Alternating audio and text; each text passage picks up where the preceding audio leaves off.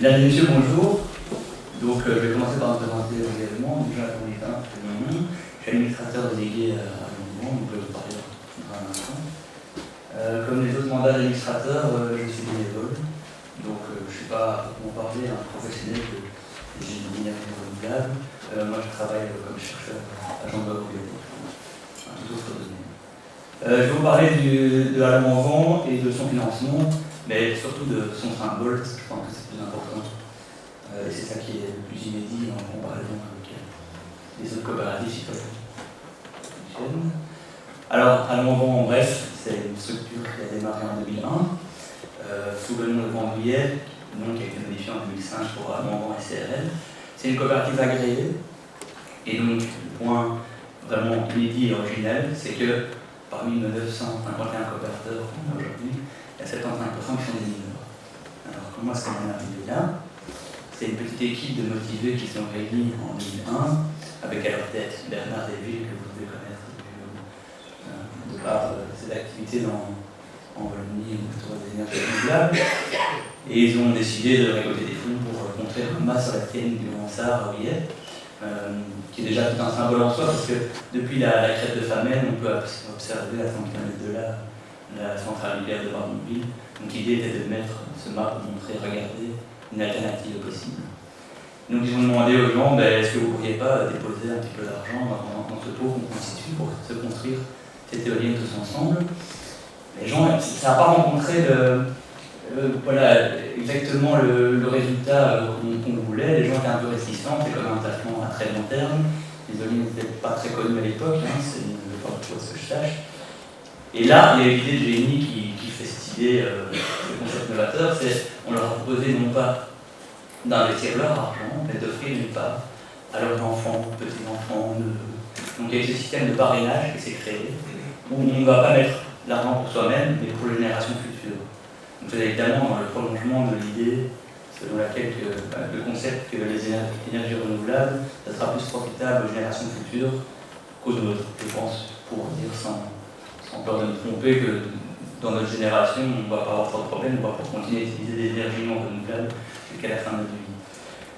Cette idée-là, ça a bien fonctionné. Donc on a réussi à lancer le concept, récolter les fonds, et donc on a enfin une éolienne qui est fédératrice avec, comme vous voyez, cette photo avec tous ces enfants à leurs pieds. Donc je pense que c'est vraiment un symbole fort dans le monde des renouvelables. Alors vous avez une petite dia pour vous montrer le puzzle, la mosaïque qui se trouve au pied de l'éolienne, qui est une mosaïque puzzle dont chaque pièce est signée par un des coopérateurs et vous avez les enfants qui sont autour. L'éolienne en elle-même, alors c'est une Enercon d'une puissance de 800 kW qui a été inaugurée et mise en service en mars 2006, qui produit quelques 1090 MWh, donc c'est une petite puissance, petite production. L'investissement total était de 800 000 €, pour lesquels 25% était le capital social, c'est-à-dire 200 000 €. Et le reste des 600 000 € étaient des crédits bancaires chez Triodos, sous forme de 3 crédits. Un crédit pont pour les subsides de la région wallonne, un crédit long terme 5 ans et un crédit long terme 10 ans. Quelques chiffres pour retracer l'évolution de manière plus détaillée et moins remontée, parce que je voulais le faire au début de la présentation. 2001-2003, constitution de la structure avec un capital de 18 800 €. Donc les coopérateurs fondateurs lancent le projet, mesure de vent. En 2005, on a la construction de l'éolienne, en 2006, ça a mis en service. La production commence évidemment. En 2007, on a enfin un extrait social avec un bénéfice. On décide de redistribuer un dividende de 6%. Pour 2007 en tout cas. Pour toutes les années précédentes, ce sera 3%, on a décidé. Quoi d'autre? En 2010, on a les premiers paiements de dividendes. Donc, entre le moment où on décide de les distribuer et le moment où on les paye, on délai de plusieurs années.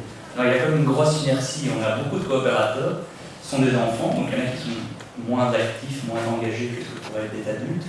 Alors, dans tous ces coopérateurs-là, on a aussi chaque fois les parents, ou les parrains, les marraines, comme on les appelle. Donc, ça fait beaucoup de personnes. Ça fait des retardataires et des gens qui ne demandent pas la dividende.